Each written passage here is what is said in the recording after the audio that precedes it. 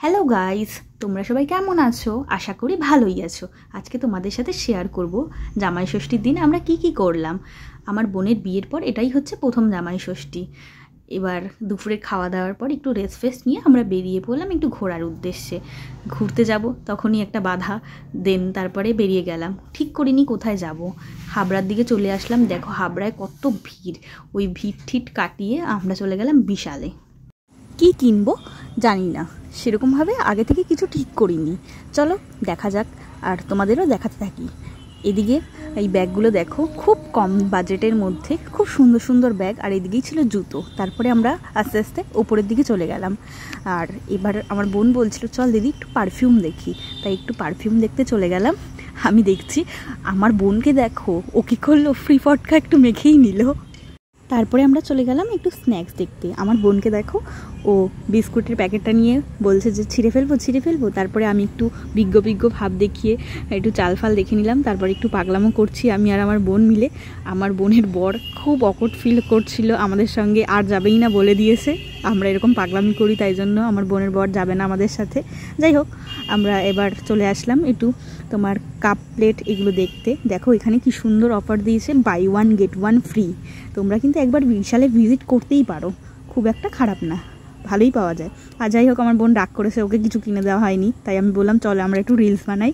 তাই ট্রেন্ডিং ভিডিওতে আমরা একটু রিলস বানিয়ে নিলাম। এবার আমার বোন খুশি, রিলস পেরে ওর আর কিছু লাগে না।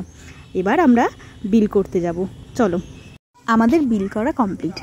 আমরা 1 থেকে 1.5 ঘন্টা ঘোরাঘুরির পর মাত্র একটা গেঞ্জি নিয়ে এসে আর কত বড় একটা বিল আমাদের হাতে ধরিয়ে দিয়েছে। এবার বাড়ি চলে আসলাম। বাড়ি এসে ঠান্ডা ঠান্ডা মিষ্টি দই আর মিষ্টি খাচ্ছি। আমার বোনের দাঁতে ব্যথা, তাই ও খেলো না, আমি খেয়ে কমপ্লিট করলাম।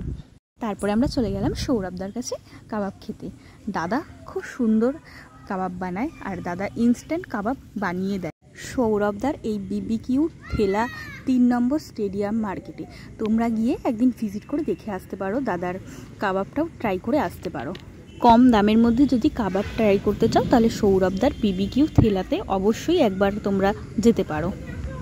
দাদার ফোন নাম্বার আর প্রপার অ্যাড্রেসটা আমি কমেন্ট বক্সে দিয়ে দেবো। এবার তোমরা জাস্ট দেখো, দাদা মানে ভরে ভরে বাটার দিচ্ছে আর কি, জাস্ট ওয়াও। আমরা বিবিকিউ ঠেলা থেকে চিকেন টিক্কা কাবাব অর্ডার করেছিলাম, যার প্রাইস পড়েছিল 10 পিস 100 টাকা।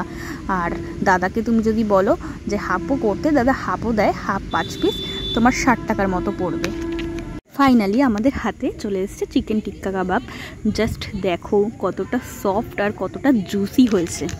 আমি বোনকে জিজ্ঞেস করলাম কেমন লাগছে, ও কিছু না বলেই সসে ডেজে ডুবিয়ে খাচ্ছে, খেয়েই যাচ্ছে। তারপরে আমিও একটু ট্রাই করে নিচ্ছি, জাস্ট ওয়াও।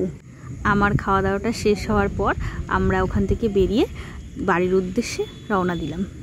কাবাব খেতে খেতে অনেক রাত হয়ে গেছিলো। আমরা এবার বাড়ি ফিরছি, খুব রাত হয়ে গেছিলো। দেখো সব দোকান টোকান সব বন্ধ হয়ে গেছে।